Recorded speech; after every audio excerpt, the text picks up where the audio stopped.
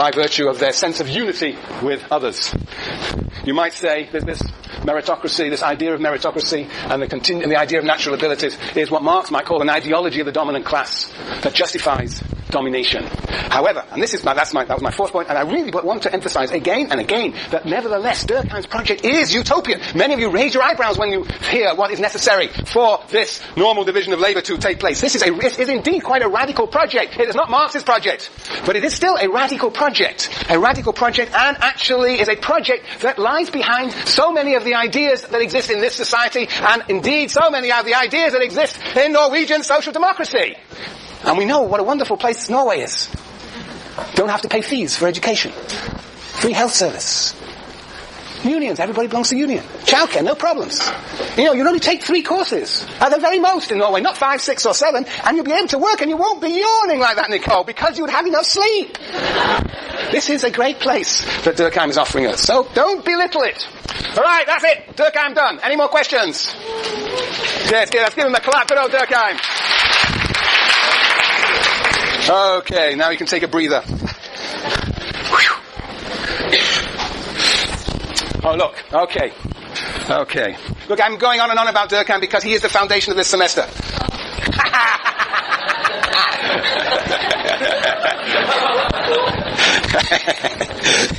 Right, Michel Foucault, born in 1927, died in 1984 at the age of 57. Michel Foucault. Who else was born in 1927? Fidel Castro was born in 28. Noam Chomsky, possibly. No. Anybody we've read born in 1927? Gramsci was born about 1886 or something. Fanon. I don't know if it's 1927. That's a guess. Has anybody got? It says on the syllabus. No. Sorry? Hold on. Did anybody got last semester syllabus here? 1925. Wasn't far out. Anyway, the point is that Fanon is actually Foucault are sort of contemporaries and very much influenced by the same sort of French philosophical themes and debates, particularly after the Second World War. Yes, now you are Madeline or something? No? Oh, good. I can't believe I got it right. Madeline, yes, you have a question. But did you work with him? Who? No. No, I didn't work with Foucault. No, Foucault is a major celebrity. I mean, he is, I don't know how many people here have heard of Jean-Paul Sartre, but he, in the 1950s, 40s, 50s, even 60s, Jean-Paul Sartre was, is like Schwarzenegger. I mean, real celebrity. Everybody in the world knew Jean-Paul Sartre. He is like Hollywood stars in this country. Yeah. So that's Jean-Paul Sartre. And Foucault is, in a sense, a successor of Jean-Paul Sartre. He became, in France, intellectuals are the celebrities. And Foucault became this enormous celebrity. And very much, as a philosopher, and we're reading him here as a sociologist in this book, Discipline and Punish. So he's a major figure. He wouldn't talk to the likes of me.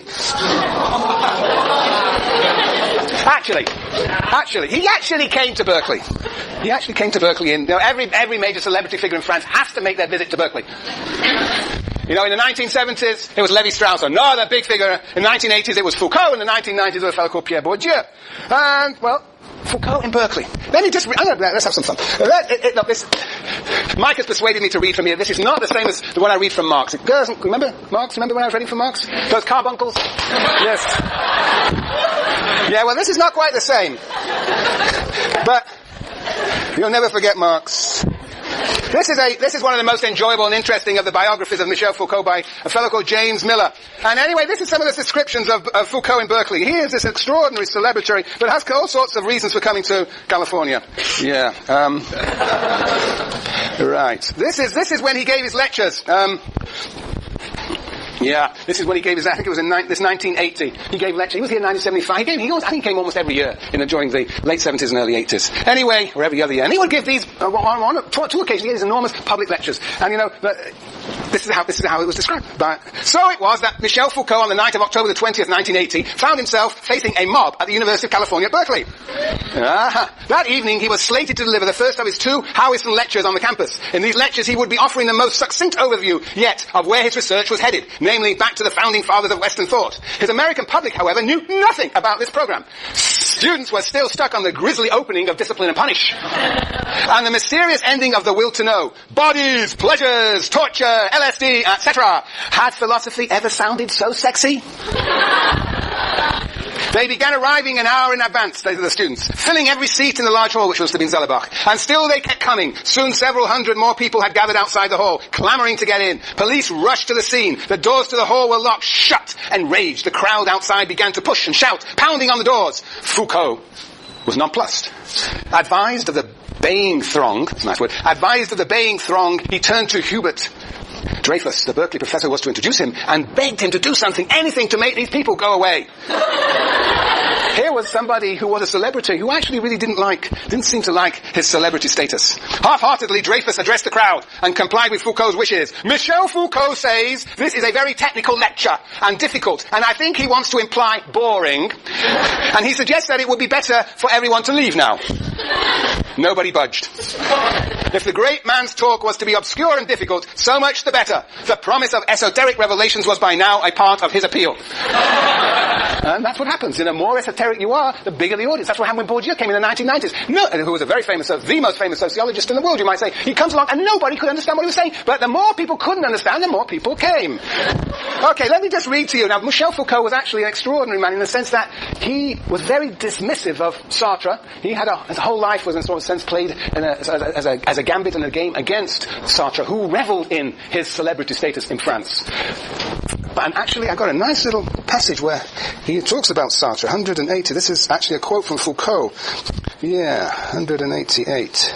This is a nice little... He says, the target, as always, was Jean-Paul Sartre, the world's most famous living intellectual and the very embodiment of France's venerable tradition of moral dissent. Jean-Paul Sartre was the defender of very unpopular causes. He was actually a very close ally and supporter of Frantz Fanon, and particularly he fought for the departure of the French colonizers from Algeria. That was one of the most famous of his struggles in France against the French government. Within this tradition, as Foucault once, of moral dissent, within this tradition, represented by Sartre, as Foucault once summed it up, and here is a quote from Foucault, this is referring to Sartre, the intellectual spoke the truth to those who had yet to see it, in the name of those who were forbidden to speak the truth. He was the conscience, the consciousness, and the eloquence.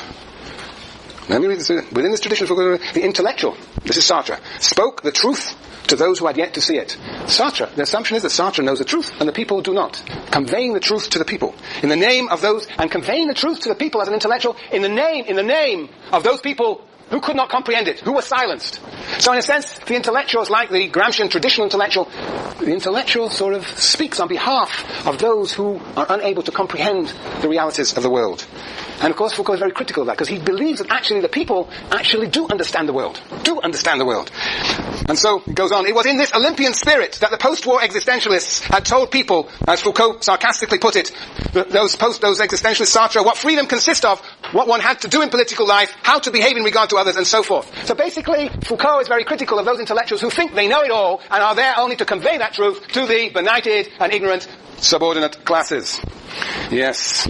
So Foucault is very hostile to the Sartrean idea of the intellectual as celebrity, though the irony is that Foucault himself became launched as this great celebrity, and every word he spoke, even the most obscure words, were taken down as an oracle of progressive and critical thought. Yes. So, let me read to you, how this great intellectual related to undergraduates at Berkeley.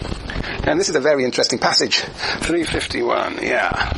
This is a fun passage. This was a conversation. Basically, Foucault, when he came here, he would have office hours, just like any other faculty, and students would come along, usually in groups, and he would talk to them. And this is the account of one of them.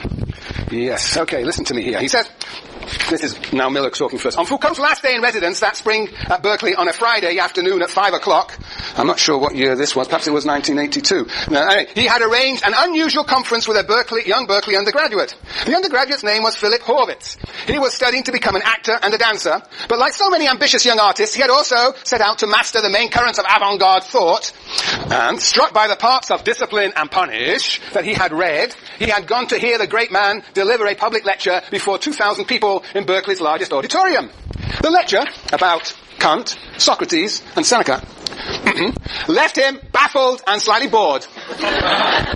Still, there was something about Foucault's manner that drew him in, just as there had been something in his way of writing that piqued his curiosity. So he decided to take advantage of that institution, customary in American universities, and scrupulously honored by Foucault, the open office hour.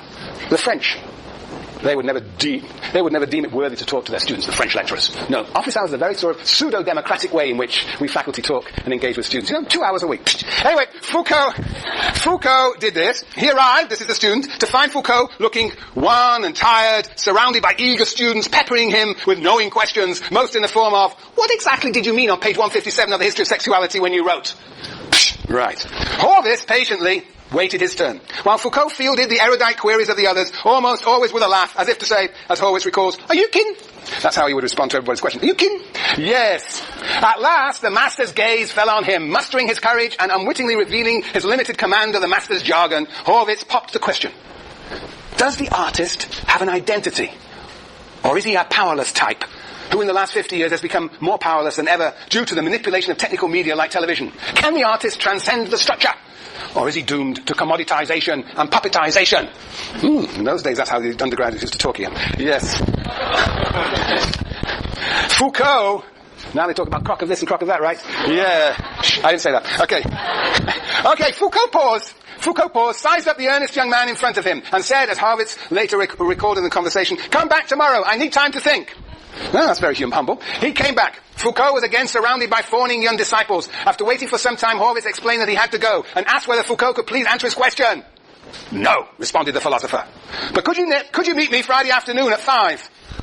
We could have coffee.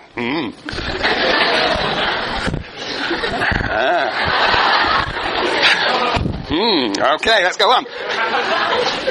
Horvitz could not believe his ears. He was going to have coffee with Michel Foucault. The other students exchanged envious and puzzled glances.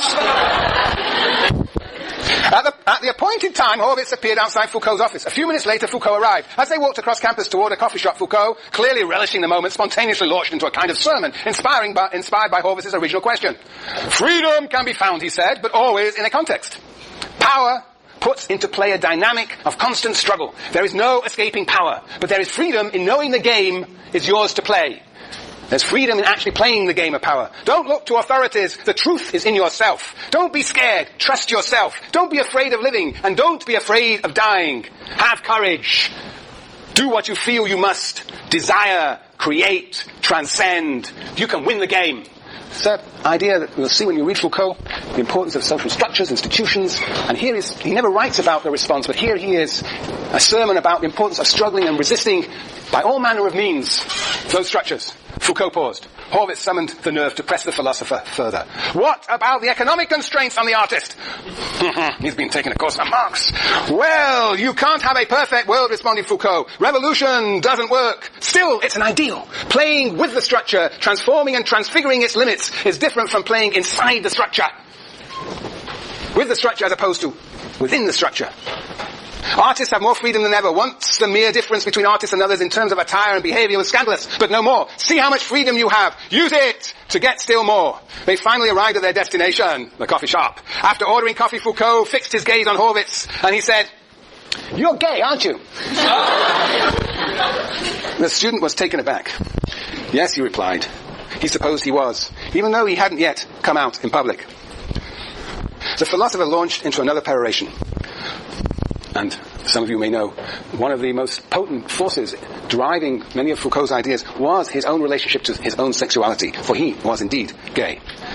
Look at the gay community that has come in, this is Foucault. Look at the gay community that has come into being, he said, and look at what AIDS is doing it. This was the height of the AIDS epidemic in San Francisco. And look at what AIDS is doing to it. It is terrible. It is absurd. A group that has risked so much, that has won so much, is now looking to outside authorities for guidance in a time of crisis. Relying on public health officials. Listening to doctors. It is unbelievable. Relying on authorities. The world, the play of power, the game of truth. All this is dangerous, he exclaimed, his voice almost a shout. But that's it. That's what you've got. Who could be scared of AIDS? You could be hit by a car tomorrow. Even crossing the street was dangerous. If sex with a boy gives me pleasure, why renounce such a pleasure? We have power, he said again. We shouldn't give it up. Horvitz listened in silence. He was stunned, deeply touched. He was also confused. At a loss for words, he said nothing. Foucault indicated that he had to go. The student accompanied him to the local subway stop. Entering the underground to go back to San Francisco, Foucault stopped and turned back to Horvitz. Good luck, he said. And don't be scared. You too, ventured Horvitz. Don't you be scared. Foucault shrugged. Oh, don't cry for me.